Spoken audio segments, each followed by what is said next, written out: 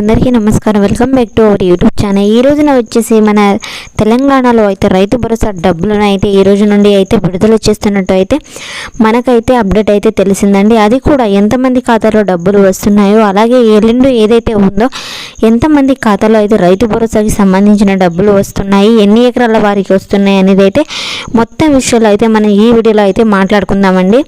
చాలామంది రైతన్నలు అయితే అడుగుతున్నారండి. అదేవిధంగా యాసంగి పంట ఏదైతే ఉందో ఆ పంటకి సంబంధించి ఇప్పటిదాకా కూడా మనకైతే డబ్బులను అయితే వేయకపోవడం, అలాగే వానాకాలంకి సంబంధించిన డబ్బులు కూడా వేయకపోవడం, మనకు బోనస్ డబ్బులు ఏదైతే ఇస్తామన్నారో ఆ డబ్బులు కూడా ఇవ్వకపోవడం, ఎప్పుడు ఇస్తారనేది అయితే ఈ వీడియోలో అయితే పూర్తి సమాచారం అయితే తెలుసుకుందాము.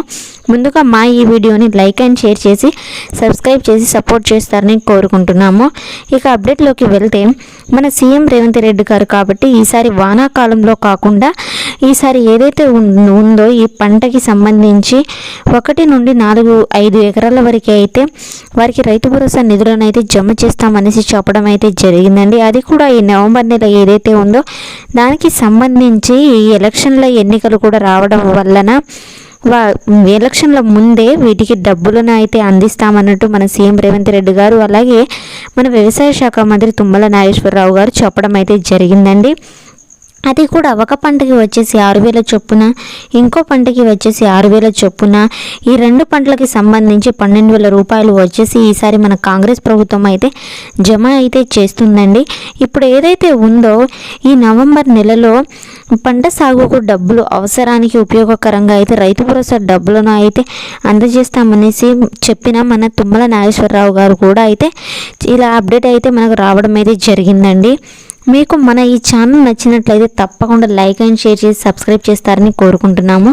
ఇక రైతు భరోసాకి సంబంధించి కారణాన్ని మన సీఎం రేవంత్ రెడ్డి గారు అయితే నిన్న ఒక ప్రెస్ మీట్లో అయితే చెప్పడం అయితే జరిగిందండి. తెలంగాణలో ప్రభుత్వం అయితే ఏదైతే ఉందో చాలా ఆర్థికంగా ఇబ్బందులు అయితే ఎదుర్కోవాల్సి వస్తుంది. అందు గురించే మేము ఇన్ని రోజులు ఆపివేయడం జరిగింది. ఇటు పెన్షన్దారులకు రైతు భరోసా అన్నింటికీ ఆపివేయడం జరిగింది అన్నట్టు వారు చెప్పడం అయితే జరిగిందండి. ఇన్ని రోజులు ఆపినందుకు మమ్మల్ని మన్నించండి అంటూ మనం వ్యవసాయ శాఖ మంత్రి గారు తుమ్మల నాగేశ్వరరావు గారు అయితే చెప్పడం అయితే జరిగిందండి. అలాగే ఏదైతే ఉందో ఈ నవంబర్ నెలలో డిసెంబర్ నుంచి ఎలక్షన్ ఎన్నికలు మొదలవుతున్నాయి కాబట్టి ఈ నవంబర్ నెలలోనే ఖచ్చితంగా రైతు భరోసా నిధులను అయితే పంపిణీ చేస్తామన్నట్టు వారు చెప్పడం అయితే జరిగిందండి.